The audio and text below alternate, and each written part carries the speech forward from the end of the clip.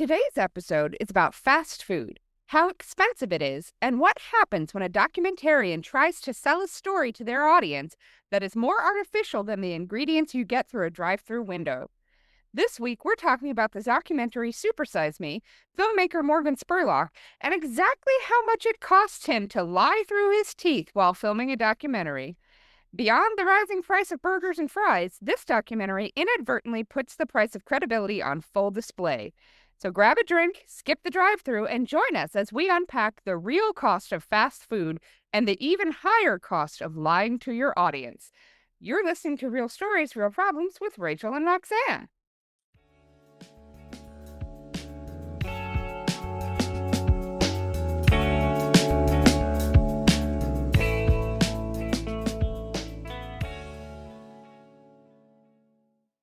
Hi, Rachel. How are you doing today? I'm good, Roxanne. How are you? I feel fat. I feel fat. I'm drinking water instead of Coke. Thank you very much. But since it was my idea to watch this documentary, I definitely can't say anything. Well, and Supersize Me is one that I know you and I have both seen in the past. This is not new, and I saw it when it came out originally, like in, what was it, 2004? Yeah. And I owned it on DVD. Like, I think it was like part of a buy these 6 DVDs for $4 at the or whatever. But yeah, so this is one that I really I was interested in at the time that it came out. And then the more that I learned, the more I disliked Morgan Spurlock and this documentary as a whole. Right, exactly. Yeah, I remember you were driving me to New York and we started talking about, because we're always talking about possible things. And I mentioned Morgan, and you were like, yes, let's do that. And we talked about that for the whole trip to New York. Yeah. So, yeah. Yeah, so Morgan Spurlock is a odd character. Yes. Who has done some really progressive feeling documentaries and TV shows and things, but never actually landed with, I think, the message he thought he was sending. Right. And he's the one who did he had the TV show 30 Days, where every episode was a different situation that people had to go through for 30 days to figure out how their lives would be changed. Right. The first episode was him and his wife, the girlfriend from Supersize Me. Okay. They had to be dropped in a city in Ohio. They had to find jobs and furnish an apartment and figure it all out, and with no money to support them. And so they went through this whole process of finding the cheapest possible apartment and how to get free furniture and how to do the things. And even at the end of the month, they had 3 jobs between them and they still were not making it. Sure. And then several other episodes went on to be about, having a Christian move in with a family of Muslims, or the other way around, or like people going from anti-gun culture to pro-gun culture and like experiencing that for 30 days. So he really wanted you to take something that was part of you and set that aside for a month and learn something new. Which is a great psychological experiment. It is. It is, had it been done by someone credible, because now I feel that everything he has worked on or touched in any way or been associated with is tainted. Oh, yes, absolutely. And it's one of those things where you watch and you're like, this feels like it should align with what I am and who I am and what I try to be. But it never quite makes it, and you can't quite figure out why. And then you find out that Morgan Spurlock is full of shit. Right. All the time.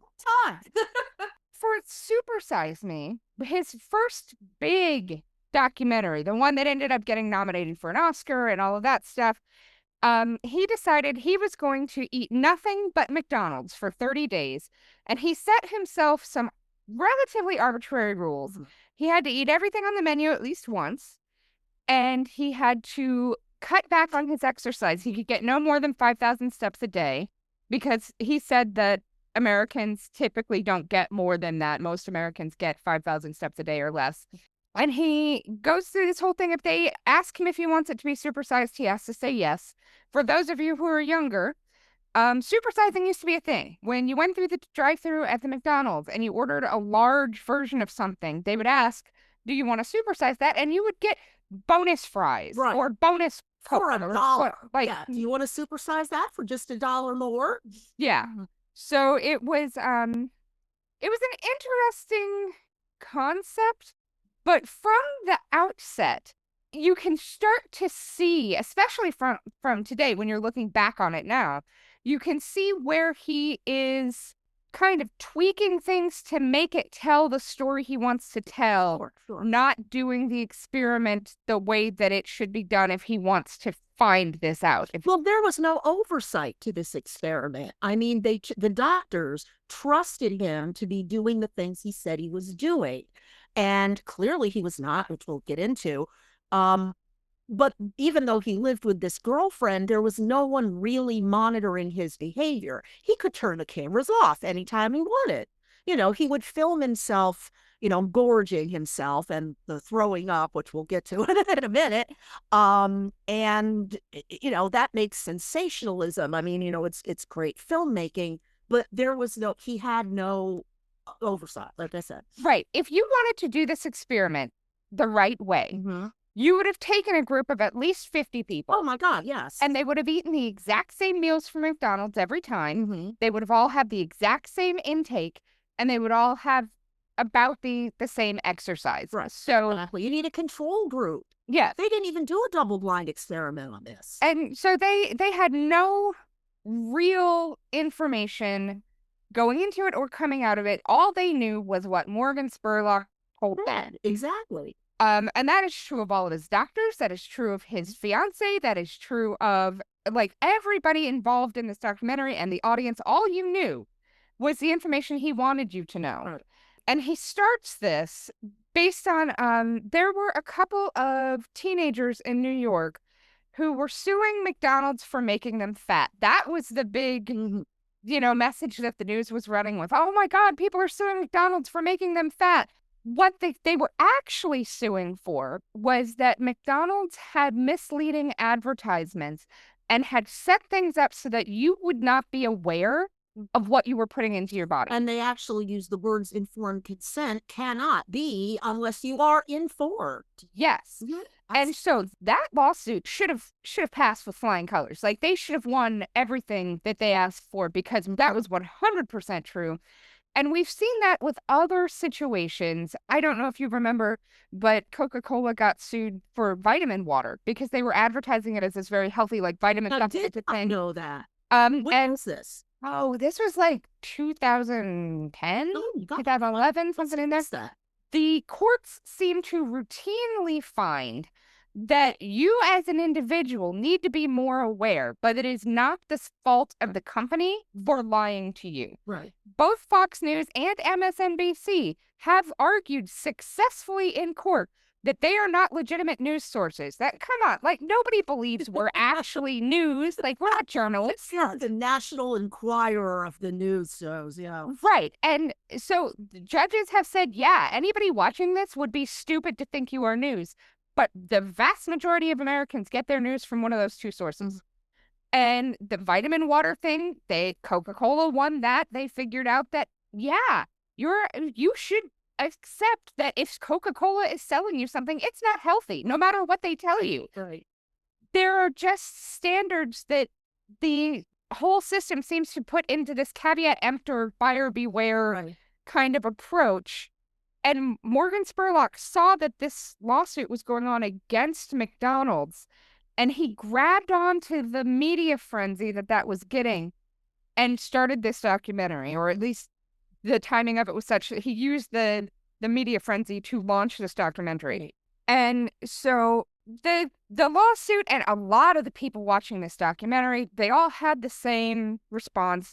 It's personal responsibility. This is your choice. You're choosing to eat McDonald's 3 times a day. You're choosing to, whatever it is that you're doing.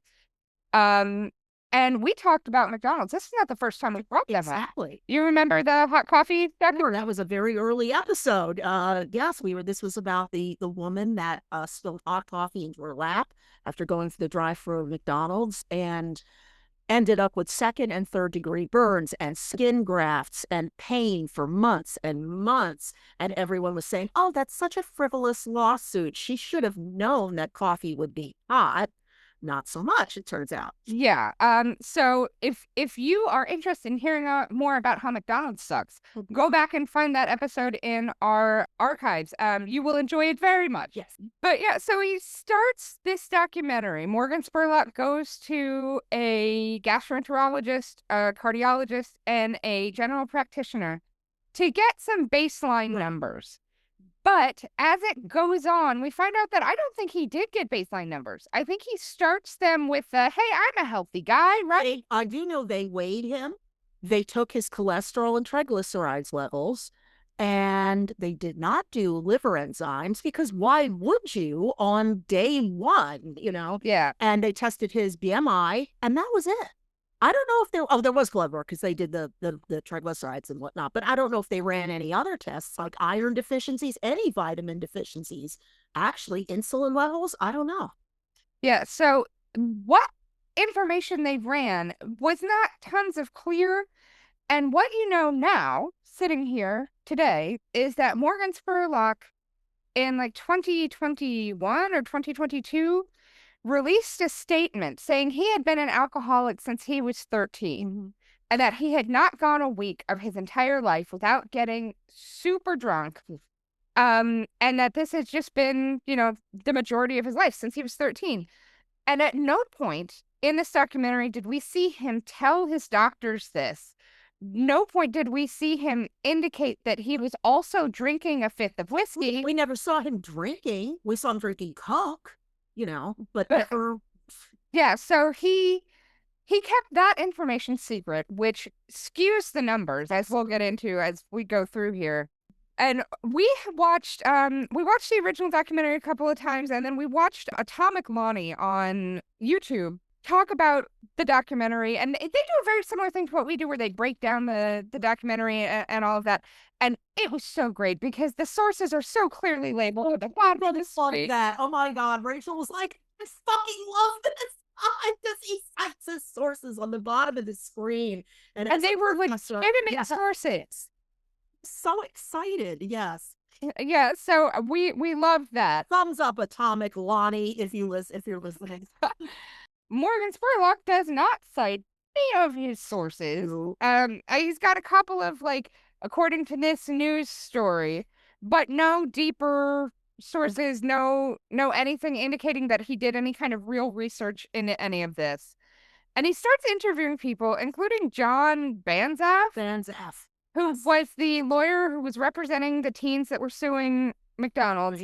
He had also represented the people who sued the tobacco companies and won, so he was kind of a big name. Right. And the argument that he was making was that the growth in obesity can't be related to eating in like local restaurants or at home, because people have been doing that for years, which in and of itself is a specious argument, because there was a huge transition in American culture from like the late 60s, early 70s into the late 70s, early 80s, where they demonized fat, so sugar got added to everything. Everything is so sweet. If people from Europe come to the United States, they will tell you our bread tastes like cake. Oh, that is exactly what my British friend says. Yeah, so sugar got added to everything to make food palatable when you remove the fat. And then there was this massive, I don't even know how to explain it. There was like a push toward fast food, TV dinners. I was going to bring that up. The 70s were when TV dinners started. It was, quick in the oven, warm it up. No more sitting at the table for family dinners. It was sit in front of Walter Cronkite on TV tables, trays, the TV trays, and sitting and watching. And then, of course, microwaves in the 70s, late 70s came about. And so now it was zap, quick, easy, quick. The 80s, when both parents had to work, that was my generation with latchkey children. The kids would come home by themselves. They'd be alone because mom and dad don't come home till 5:30, and they warm up a piece of pizza, or they warm up Hot Pockets or something like that. So the culture did change because of the economy. Yeah, there were some significant changes that directly impacted people's food intake, the nutrient density of what they're putting in their bodies. The lack of exercise. Well, that was the late 60s, early 70s. there were a lot more children who were able to just go and play and do whatever and be out and about. There were a lot more serial killers kidnapping children, but that's kind of the balance I'm getting. Send your kid outside; he might never come home. But then, as that time went on and into the 80s, it became this thing to demonize children being in public spaces. Mm-hmm. If you saw kids alone at the park, or if you saw them alone at the mall or whatever, there was this slow shift to these children are a problem. And so now I'm going to complain. And slowly, over time, we've seen the loss of these third spaces where kids could just exist. And I can't tell you how many times, dozens, when I was working at the mall and I'd go on break and I would see unattended little kids roaming around the food court. And more than once, I said, honey, where's your mom? And mom would be 20 feet away staring at her phone texting. And it was just frightening. You can't do that and just leave. And the other thing I used to freak out about was watching children in the mall hyper and running and I'm thinking, you think it's because they're clutching their third large Coke of the day, mom and dad? Unfortunately for those parents, there are not a ton of places you can take your kid. No. And so the mall, being a free space where they can run around and it's enclosed, so they're not going to be out in traffic or whatnot, it becomes a place where you just kind of take your kids and let them roam. Mm-hmm. And when my daughter was little, we did not do that, but we spent a fair amount of time at McDonald's. We would buy a single, 4-piece chicken nuggets, and she would eat 2 and I would eat 2, and then she would go play on the play place for 90 minutes. Right. Because she just needed a place to be a kid. Right. And they mentioned that in this documentary. They say that, McDonald's is trying to imprint on children, and the play place is key with that. The filthy ball pit, because kids come to McDonald's to play. And while they're there, they'll eat. And, the logic was that's imprinting on the children, so they'll continue to be loyal customers as adults. Yep, there are a lot of businesses that do that. I don't know if you're familiar with Jordan's Furniture. No, we don't have that. So there's a bunch of them, all up through New England and a couple of other places. But every one of these furniture stores has something that just is designed to appeal to children. Mm-hmm. There was one in Avon, Massachusetts, that every hour on the hour, if you were in this giant courtroom in the middle of it, the entire store would literally fold down and giant puppets would come out of the wall playing music and singing songs and doing all this stuff. And we used to go there 5 or 6 times a year. This was a furniture store? Yes, the one that's not far from here has rope courses and a pizza place. There's one in Rhode Island that has musical water fountains. This is completely incongruous with my concept of a furniture store. But IKEA has the kids' play place and all the meatballs, and furniture stores understand that when you grow up and you need to furnish your first apartment, you are going to go to the first thing that you think of when you think furniture. So Jordan's and IKEA and all of these other places really want you as a kid to spend some time there and remember that furniture comes from Jordan's. And that it's a good experience to go into that store and the dopamine rush, and that'll carry over to, well, I'm not going to play anymore because I'm 25 years old, but I remember mom and dad taking me there. Is that sort of yeah?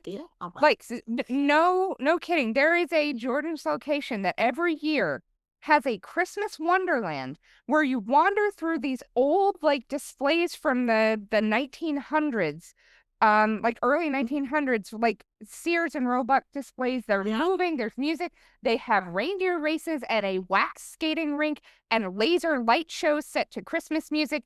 It is designed to be a place where you want to take your children, right, because they want your children to imprint those things into their systems. That sounds like a sensorial overload that would make me just freak out. I mean, as a parent, it's magical. I used to get so angry because Toys R Us, lots of toys, no place for a kid to be like a child. Had Toys R Us put a playground in the back of their store where I could take my kid during the winter, I would have spent $1,000 a year at Toys R Us. That's really interesting. But they didn't want kids to be kids. They wanted to get your money and get out. Right. And so that's just kind of, and McDonald's is a big part of all of this targeting And children. McDonald's is also, like you just said, designed to get you in and out. You can't hang out at a McDonald's. It's horrible. The chairs are uncomfortable. It's all red and yellow. Really not, there's music sometimes, and there's bright, and it smells like grease. You're meant to get in, eat out, pay, get any food, get any money. We're done. It's not a place you hang out. Except for the children's Right. play place, Exactly. which is big and well lit, and it doesn't share air with the main restaurant, so you're not bombarded by those smells. And the kids' noise is over there, so the adults are less bothered in the main restaurant. They thought this through very carefully as they were designing the McDonald's restaurants. When they're going through and we're seeing all the things that McDonald's is doing over the course of this documentary, the serving sizes get way bigger over the years. They show how the original servings at McDonald's were a single hamburger or cheeseburger and a small fry, and how those expanded to become double quarter pounders and large fries and supersized things, and hot fudge sundaes were added to the menu. And they really focused on McDonald's kind of bringing you in and creating this relationship with the company, and then creating bigger and fattier and more calorie dense things, so that you're then, putting more and more in your system. You're paying more for these high end items. And they talked to Samuel Hirsch, one of the people who was suing McDonald's, and they said, "Why are you suing McDonald's?" And he said, "You mean motives beyond financial compensation?" Well, and then they cut him off. They wanted to make him look like an asshole. That was their goal.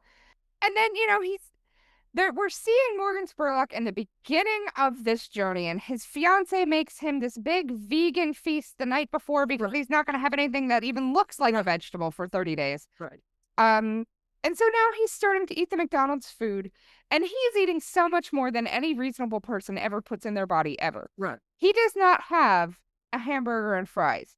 He has a double quarter pounder and a large fry and a 60-ounce Coke and an apple pie 3 times a day. Yeah. When they sit him down with his doctor, he's trying to explain to them, my body feels weird. He even says at one point that his dick feels weird. My dick feels weird. Yeah. And the doctor is like, "Yeah, you're taking in a lot of caffeine, Morgan." And they sorted out he's taking in more than 5,000 calories a day. And this has to be a purposeful choice he's making. Yeah.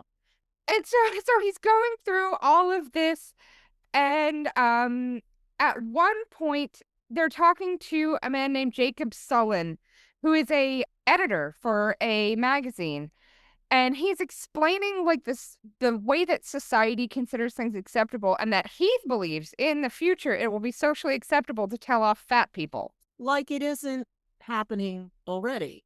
Yeah, I don't know what world he lives in, but as a card-carrying fat person, I have been shamed and made fun of and given shit my whole life because of it. This is where I want to talk briefly about the fat acceptance movement. In 1964, 7 fat people got together in Central Park and very peacefully had t-shirts like, "There's nothing wrong with my body, beautiful at any size," and this was 64. This was the time of Twiggy. It was the time of Cher. It was, we were almost at that in the 90s with the Kate Moss and the anorexia, so that was a huge culture shock. And then more and more, people who considered themselves fat, joined, this movement.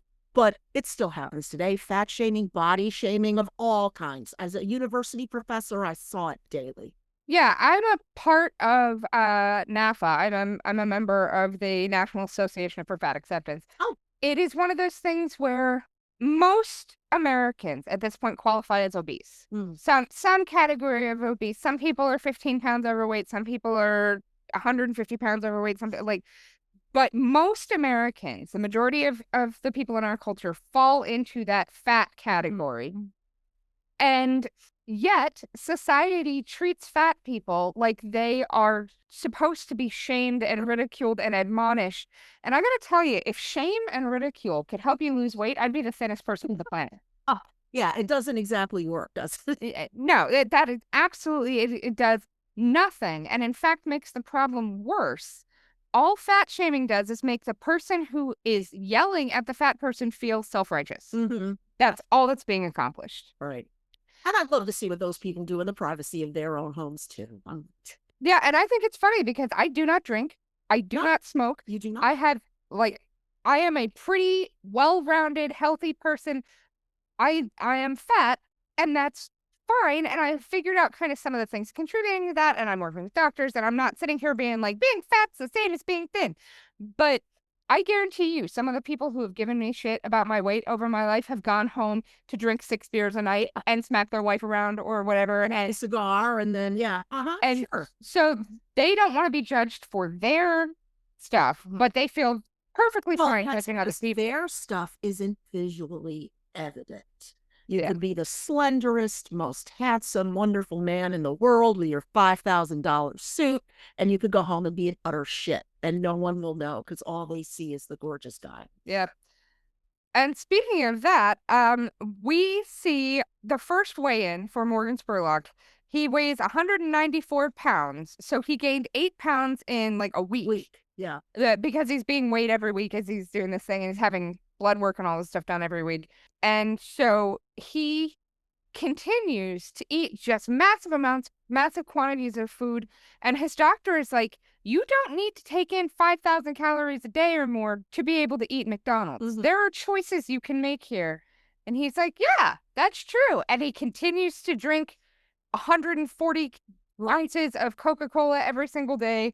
Like, it's very clear relatively early in the documentary that he is trying to push those numbers. Mm-hmm.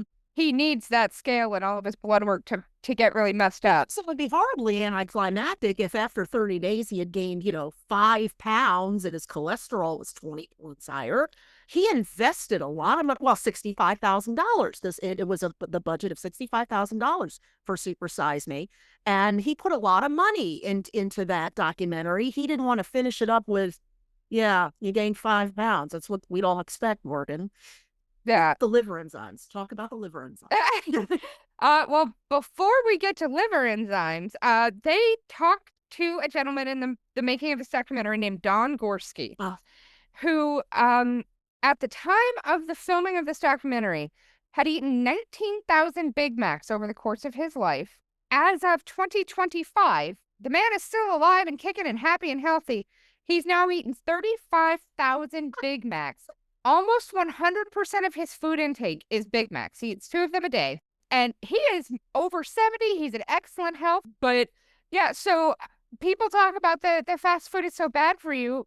I mean, it's not a great choice, but it doesn't have to destroy you. Right. So much of what happens within your body is genetic or systemic, depending on what's going on, like how the environment you live in and the life you lead and the genetics that you've been handed. I can't imagine. I'd be so bored eating nothing but Big Macs. I mean, I go on food jams where I'll have the same food for like 5 days in a row, but then I get sick of it and I don't want to see it again for another 2 weeks, Yeah, but Don Gorski has no such problem. All he wants in life is Big Macs. And when that man finally dies, he's going to get buried in a Big Mac-shaped coffin. I'm almost certain. Yeah, it'll be on the gravestone. You know it. But yeah, one of the other things that we've seen is that sometimes illness can impact how your body processes things. If you've gotten COVID impacts your metabolism. Yeah. And I mean, anybody who's had COVID can tell you, they will say almost always, it was fine. It didn't do anything to me. And then if you talk to them for about 15 minutes, it's like, well, and then I gained 25 pounds and I don't know why, or I have this cough that won't go away, but they don't connect the two. But yeah, getting sick can really mess up your metabolism. And also because when you get sick, you have such a blood imbalance of white blood cells and red blood cells because your platelets and your white blood cells we have to fight this. And your whole system gets screwed up when you're sick. You got a fever, you're coughing, the whole body goes, wait, no, this is wrong. We need to concentrate on this now. The body maintaining weight that's not the body's primary focus when you're sick. Yeah. And so he's talking about, he's showing the kids pictures of like George Washington and Jesus and Ronald McDonald. Mm-hmm. And most of the kids could identify Ronald McDonald. Some of them could identify George Washington. almost none of them identified Jesus, but it was the 1970s white bearded Jesus. Yes. So they may not have recognized that particular image. Right. And so as he's going on, he's doing this documentary, he has his second weigh-in as he's talking about the fact that it's very difficult to find nutritional information at McDonald's. That has changed a little bit because now everybody has a phone. Right. And so you can access nutritional information on your phone. It's on the placemats usually. Yeah. Who the hell looks at the placemats? Yeah. And so he has a second weigh-in and he's 216 pounds. So he's gaining significant amounts of weight in a very short period of time.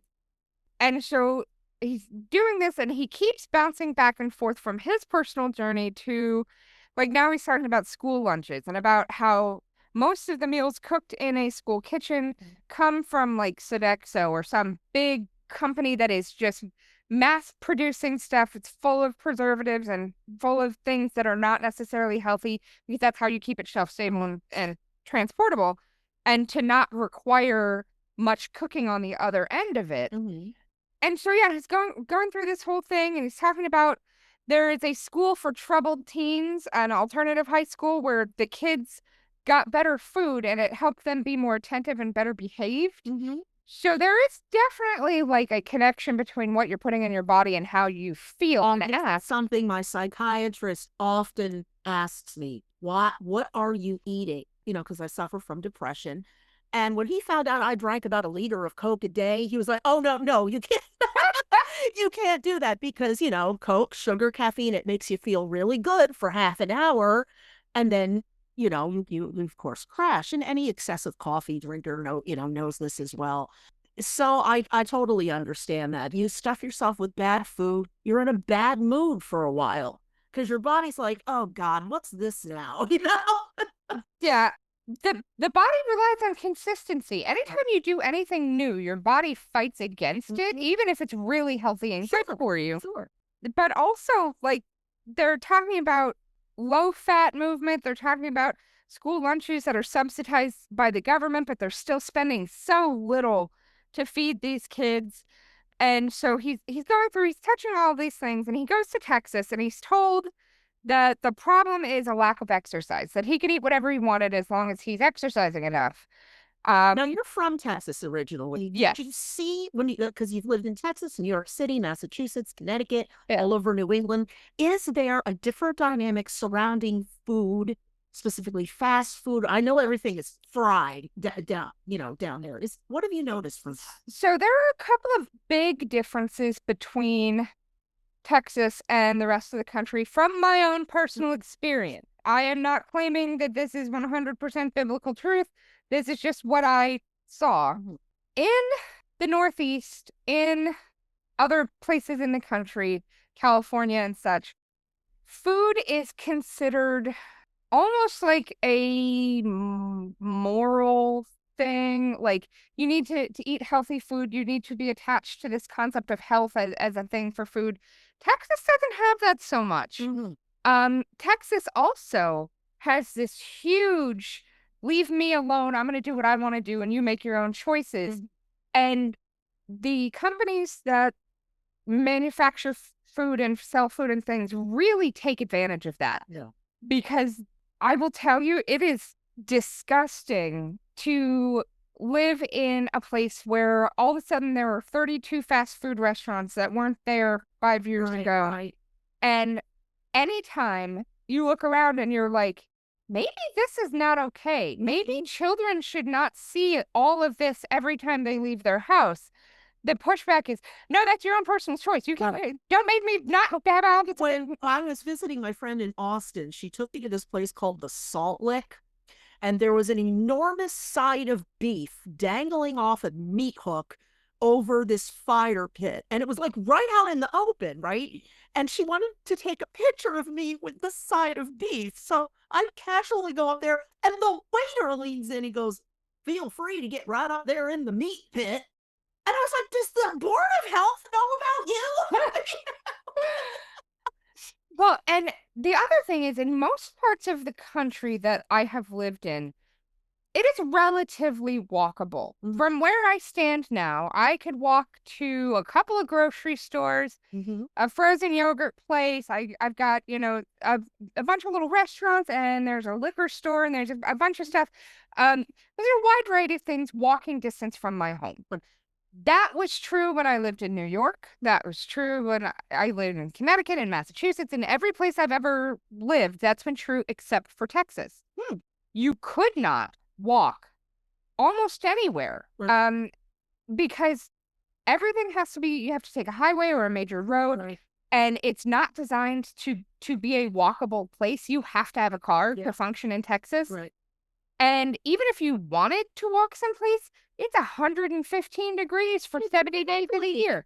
What was wrong with those people? Yeah. So to go to someplace like Texas, Mhm. where walking really isn't much of a possibility, Right. and the weather does not lend itself to exercise just in general, and be like, well, if you just exercise more, you could choose to eat whatever you want. No, there are systemic barriers in place Right. that make things hard in a way that there really shouldn't have to. Right. So yeah, I thought it was interesting that he went to Texas as part of this documentary, and he didn't even begin to touch on the Texas culture that leans so much into that. Right. They get into, in the documentary, how you're defining a calorie, Mhm. energy versus like food intake, like the calorie for what you eat versus the calories that are burned to create energy. Right. And they keep Morgan Spurlock at this point is going out of his way to make himself seem stupid and horrible and terrible because they interview his girlfriend, and he's totally fine with her on tape being like, he's tired, he's cranky, he's worse at having sex, he's worse at But having sex. like they're really leaning into he is terrible now. Right. This 18 days with fast food has Right. made him a horrible, yucky person. Right. And he's just eating that up. Mhm. And so the doctors keep telling him, you're getting addicted. This is addictive stuff. And there is truth to that. Yeah, there is. And so then he talks about McDonald's calling people who eat there once a week heavy users, and people who eat there twice a week are more super heavy users. Uh, What a poor choice of words, you know? It's like, um, but yeah, I mean, if you're eating McDonald's twice a week or more, or not just McDonald's, any fast food, twice a week or more, that is not a healthy choice. And that's fine. And you can make healthier choices within a fast food world and all of that, but it's not great. right. And we've created a world where it feels almost necessary that, okay, so I got to get my kid from this, and I got to go there, and I got to be at work, and so I got to pick up breakfast on the way and do the thing. We have built a society and a life that requires you to do these things that we know are inherently unhealthy. Mhm. And so then it's day 21, and he's having heart palpitations, and he does this bit where he uses the computer effects to make himself fade out of existence. And his liver enzymes and stuff were getting really bad, and the doctors keep being like, I've never seen this outside of anybody who's a terrible alcoholic. And he's like, wow, that's crazy. Uh-huh. Yep. Little did we know. So he's going through this whole process, and he's trying to get a hold of the CEO of McDonald's, who will not talk to him, which, while I think it's kind of a bitch move, I get why. Like, I get not wanting to be a part of this. Right. So day 30 comes, does the final weigh-in, his total weight gain of 24 pounds in 30 days. And his vegan girlfriend starts him on what she calls a detox diet with cleansing vegetables. Whatever that is. I guess that's maybe vegetables that taste like eating a sponge. I don't know. And we find out that the judge dismissed the lawsuit that the teenagers brought against McDonald's for lack of burden of proof. Spurlock he puts up two pictures of himself, one from before and one from after this experiment. And visually, it's not tons of different. He felt the need to wear an American flag pattern Speedo. Oh God, that was just too much for me. And then we got to focus in on the whiskey dick, which was Yeah, and so he talks about he's dealing with depression and all of these other problems, and he says he has dick depression. which, finger quotes. Yeah. And he's talking about all of the negative impacts of this diet. And again, not mentioning that he's an alcoholic. Nowhere in any of this is he talking about his alcohol issues. Finally, this documentary is over. It gets submitted to be nominated for an Oscar. He's going through all this stuff. And then years and years later, and when the Me Too movement hits, Yeah.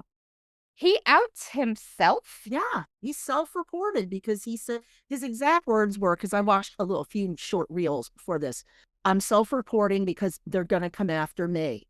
And he said, I'm part of the problem. I'm part of the problem.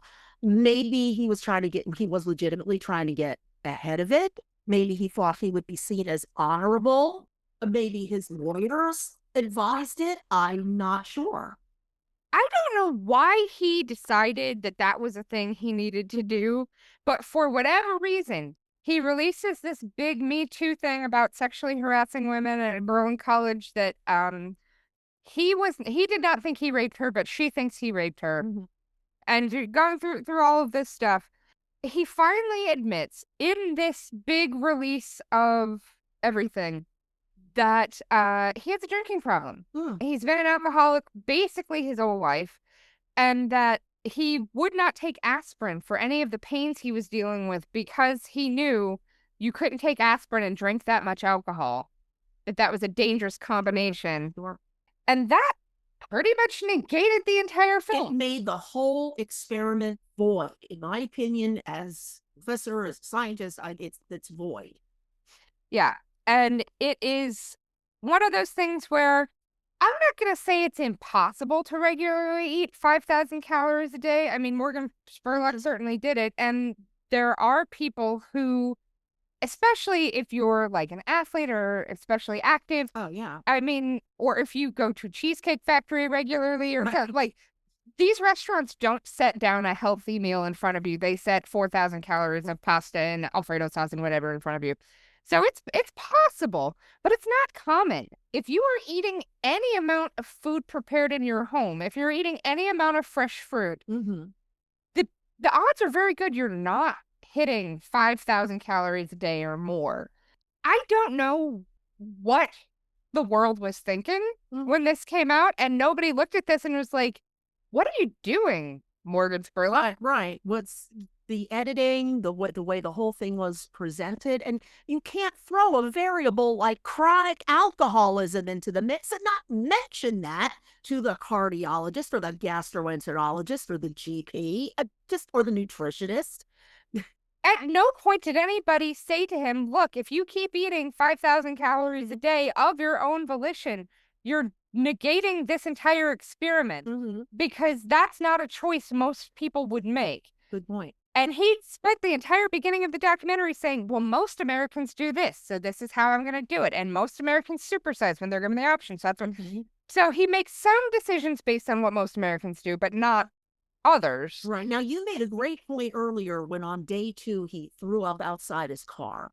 Yeah. So on day 2 of this experiment, he's eating just this massive quantity of food and this giant Coke. Like, if you were not around during the days of supersizing drinks, I don't think you can understand the size of the beverage that they handed you through the drive-thru window. Small Ethiopian village size. Yeah. Yeah. Hands. You needed 2 hands. Yeah. It was like the big gulp kind of size. It was enormous.